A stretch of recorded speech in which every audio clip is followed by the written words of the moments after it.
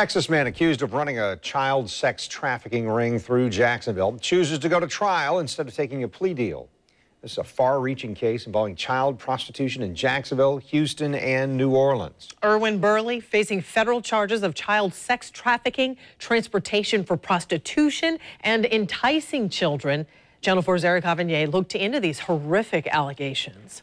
According to these indictment papers, the case against Erwin Burley began last July when an underage victim contacted police about how he lured her into prostitution, working in Jacksonville, Houston, and New Orleans. News4Jax crime and safety analyst Gil Smith says the girls involved often don't know what they're getting into. Since they're young and impressionable, they're able to convince them that they can provide a better life for them.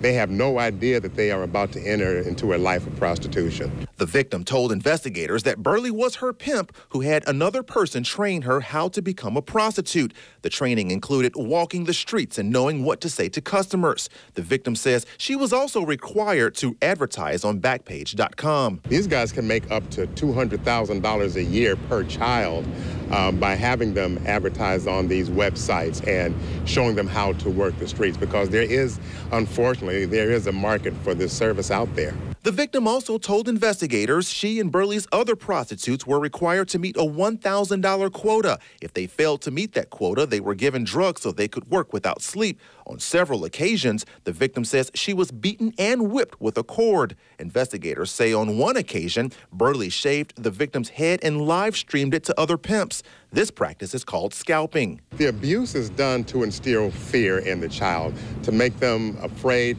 so they won't try to escape or get away from them. Eric Avanier, Channel 4, the local station.